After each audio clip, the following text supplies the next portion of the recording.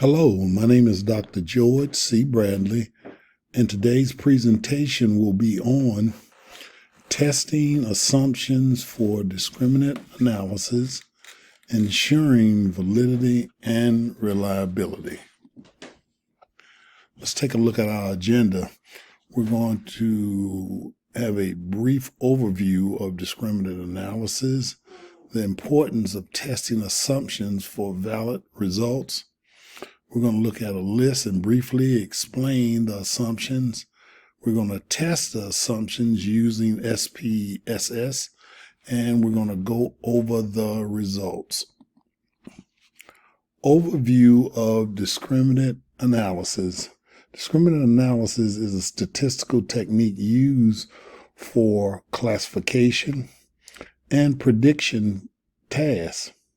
It aims to identify the underlying relationships between a set of predicted variables and a categorical outcome variable. The goal is to develop a discriminant function that best discriminates between categories of the outcome variable based on the values of the predicted variables. Importance of testing assumptions for valid results. Testing assumptions is critical in discriminant analysis for several reasons. We're going to talk about four. Validity of results. Violation of assumptions can lead to a biased parameter estimation and inaccurate predictions. Testing assumptions help ensure that the validity of the results obtained from the analysis is valid. Reliability of inferences. Assumption testing provides a way to assess the reliability of statistical inferences drawn from the analysis. If assumptions are not met, the validity of the conclusion drawn from the analysis may be compromised. Interpretability. Meeting assumptions enhance the interpretability of the results. When assumptions are met, it is easy to interpret the relationship between the predicted variables and the outcome variable. And finally, number 4, robustness of models. By testing assumptions, researchers can identify potential issues and address them appropriately. This leads to a more robust and trustworthy model that can be applied to new data. Let's take a look at the assumptions of discriminant analysis. Our first is normality. You have number 2, homogeneity of variance and covariance. Number 3, linearity. Number 4, independence of observation. Number 5, the proper sample size. Number 6, multicollinearity. Number 7, linear separability. Number 8, making sure that we have no outliers. Number 9, continuous predictors. That means the variable, the levels, the scale level of the variables that are predicted variables are continuous. And number 10, normality of residuals.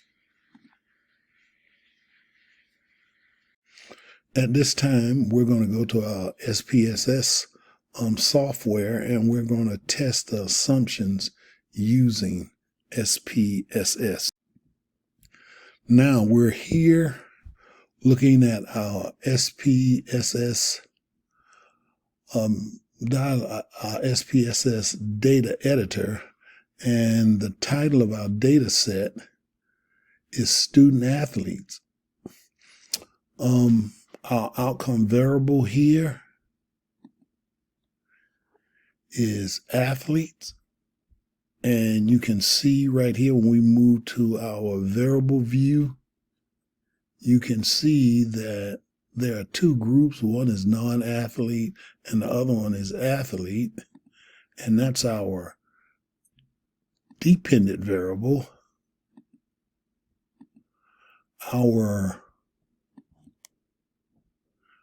Move this out the way.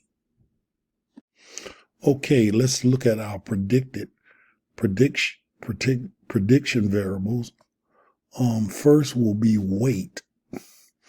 Weight is one we're going to use to predict whether a person is, to categorize whether a person is an athlete or not. The second is sprint, and that'll be the sprint in a 40-yard dash. And this is measured in seconds. And we'll have our mile run, which you can divide this information by 60 seconds, and you can get how long it will take to run the mile. And so once again, you have our outcome variable, which is dichotic, and we have our weight, we have the sprint, and we have the mile run. We have three predicted variables there. Now we're going to take a look at assessing the assumptions. We're not going to go in the order that we have in the PowerPoint. We have some to where we won't use any statistical method to solve or test the assumption. One is independence of observation. And each observation or case in the data set should be independent of each other. In other words, there should be no systematic relationship or dependency between observations. When selecting this data set that was looked at, another is the proper sample size. The proper sample size, we have a range, we have a rule of thumb that for each predicted variable, we should have at least 20 cases. We have over 400 cases, and with the missing values, it should be somewhere between 300 to 400. Don't have the exact count there, but we'll see that information when we finish analyzing the information. And yes, number 9, continuous predictors. Each one of our predicted variables are at the continuous level.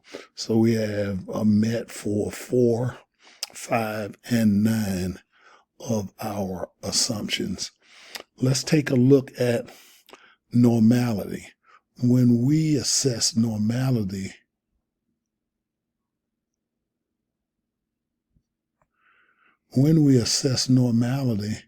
we will go here to analyze, descriptive, and we'll go to explore. Right here, the dependent variable, the dependent list will be our predictors. We'll have weight, we'll have sprint, and we'll have the mile run. And in our factor, we'll have, that's our predicted variable right there, but we'll have, that's a group, so we'll have that in the factor list. Display statistics and plot both. We'll go here to plot. We'll change from descriptive here from stem and leaf to histogram, and normality plot with tests. We will check there, hit continue, and we will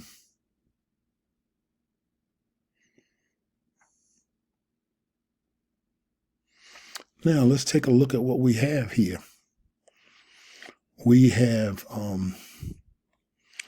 athletes, and with the athlete right here, we have some descriptive information, but let's go straight to our assumptions.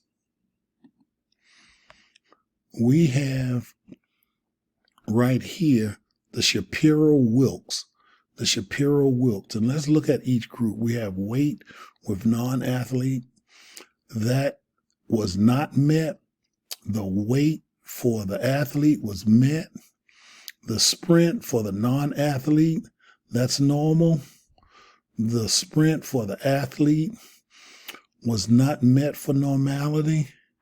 The mile run was not met for normality with the non-athlete, and it was met for the mile run with the athlete. So we have mixed significant level and non-significant levels. Non-significant means that you have met the normality test, and significant level here means that you have not. So we have a split crew. So we're going to say that this is a not met. Let's look at outliers. As we can go right here, we can see with weight and non-athlete, you have several right there. And the information that you're looking at here is the case. 326 is the case. That's an individual that weighs 350 pounds there. And you can see you have no outliers here with athletes. Let's go down to the sprint box. You can see here with the sprint box, you only have one outlier, and that's with athletes, and they're close to the mean with the sprint on the 40-yard dash, and that is case number 416. So you only have one. And let's go to our final one with the mile run. With the mile run, you have no outliers, and so you had several at the beginning with weight, and you had very few on the sprint. And so the person would have to assess the ones on the weight and see what value that would add to the study or to the discriminant analysis by taking those out or leaving them in. So we just tested normality and linearity. Let's take a look at multicollinearity. We will go here to correlation. We said we're going to do a correlation matrix there. We would put in weight, sprint, and mile run.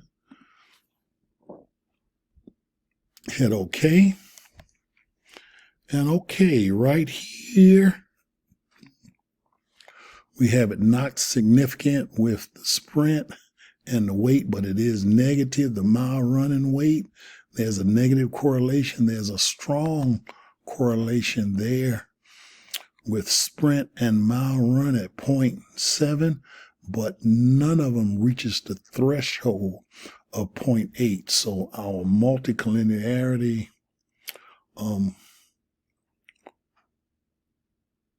was met. We have no correlation between the predicted variables at 0.8 or above.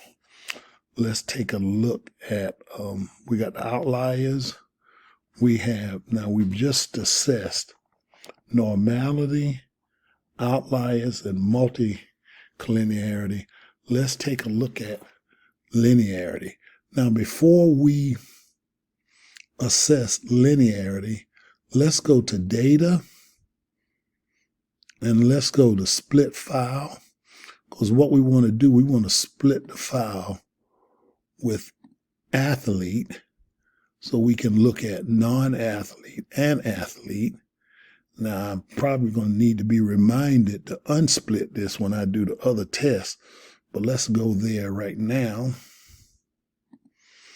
Now we've just split the file there with athlete, and I'm going to go to graph, go to scattered plot, and I'm going to go to matrix scatter, and I'm going to put my predicted variables in the dialog.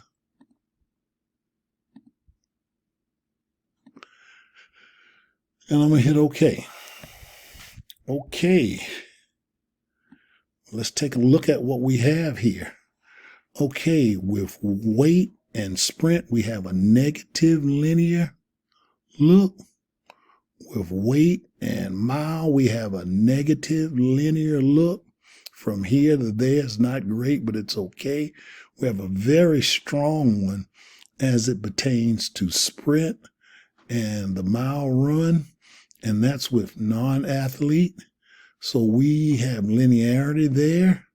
Let's go to athletes here. This is it's negative, but it's really scattered, but we'll give it a met.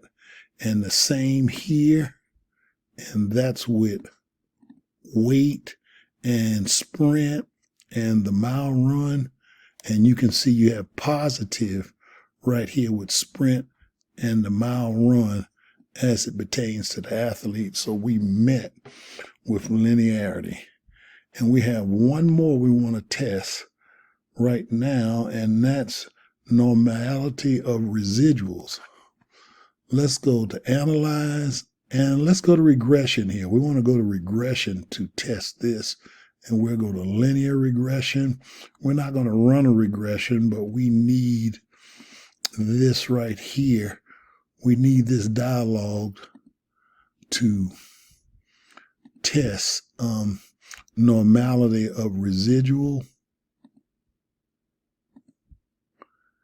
And we have them all in there. I'm going to go straight to save. I'm not going to put anything in here. I'm going to do the Mahalanova distance. I'm going to hit continuous. Go here. And guess what I did? I made a mistake. I did not unsplit the file. Let's go back there to dataset. And that happens. Let's go here, click here. Now I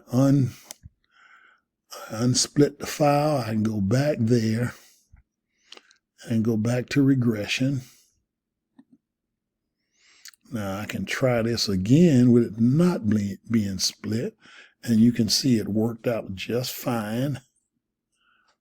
I'll go down to here to the residual statistics, and I will go to Mahalanova distance, and you can see right now, if I have anything past this number, 16.415, higher than that, that will be an outlier. So let's assess this by going to the data set. We're at the data set, and it's going to add another variable. That's the Mahalanova distance. We're going to go here, and we're going to use 2 because the first one was done with a split group, and that was incorrect. We're going to go here, and we're going to do a descending. That's from high to low. And you can see that's very close, 16.414. So that's below 16.415. And then you see all of the rest of them are okay. I'll come back here, and I'll put it back in the order that it was in, but we met that assumption of residuals, and I'll put this back in ascending, and we have everything to where we need it. Let's move forward, and let's go to the discriminant analysis dialog. Our outcome variable here is athlete. Let's put our range. Our range is 0, and our max is 1. Let's do our independent variables. Let's put weight, sprint, and mile run.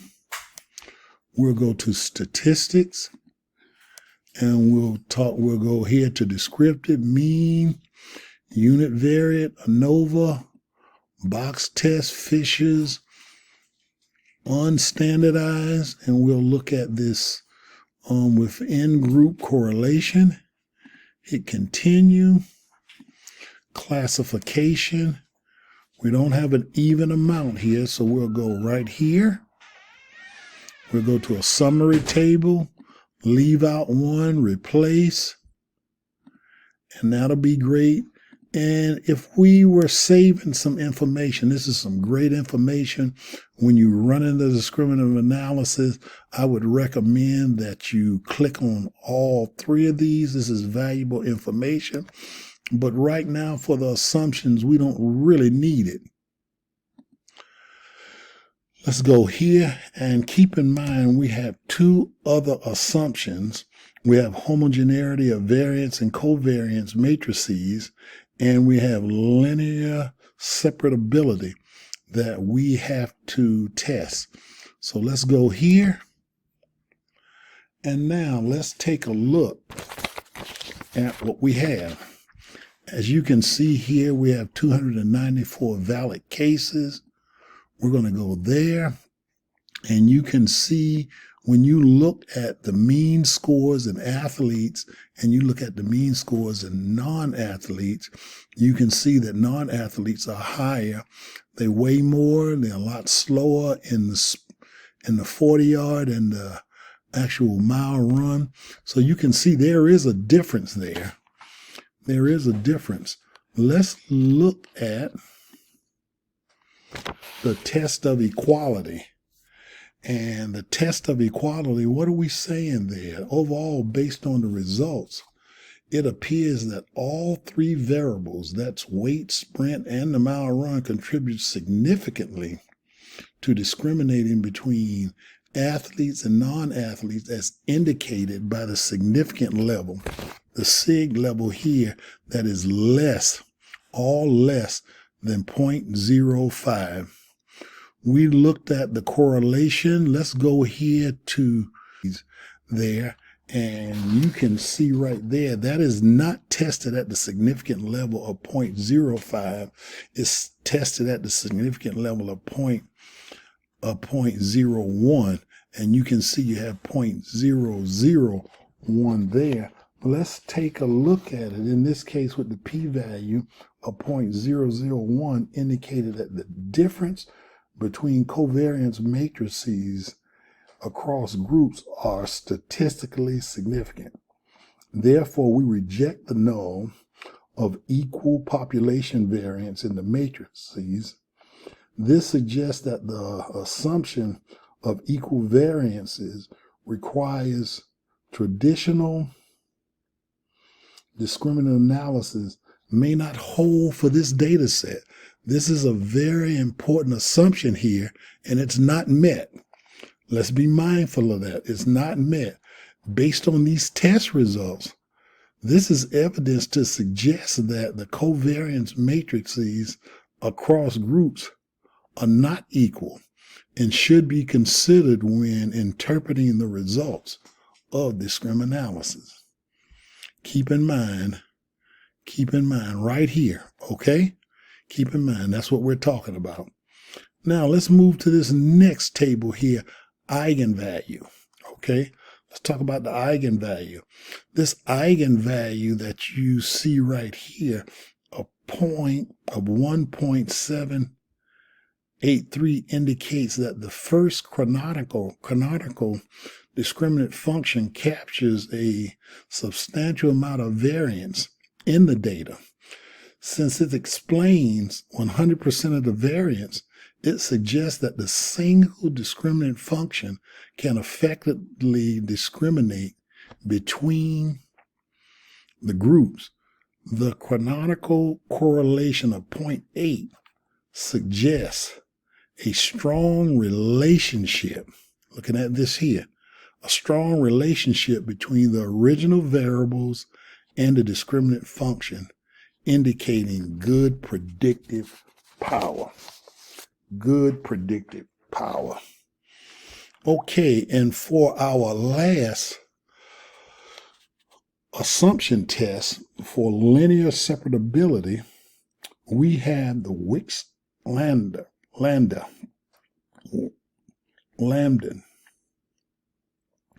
And right here, in case the overall Wicks-Lambda of, let's look at this, 0.001 359 indicates that the discriminant function explains approximately 64.1% of the variance of the dependent variable, and that's athlete. Okay? The association, that is the chi-square statistic of 294.348 with 3 degrees of freedom, and the probability is less than 0.001, indicates that the discriminant function are highly significant in discriminating between the groups. Now keep in mind, this right here, based on the test results, there's strong evidence to suggest that the discriminant functions are effectively distinguishing between groups as indicated with a low Wicks lambda and a significant chi-square value. Excellent. Right there. Okay. Now, the one thing that you have here with this standardized canonical discriminant function coefficient, that's telling you that the sprint appears to be the most important predictor. Okay? Same thing you hear with the structural matrix, but let me give you a little information on the structural matrix that you probably don't know. The variables are ordered based on the absolute size of their correlation within the function. This means that the variables with the highest absolute correlation appears first, followed by the next highest, and so on. And it's kind of in concert with that the sprint is the primary discriminator.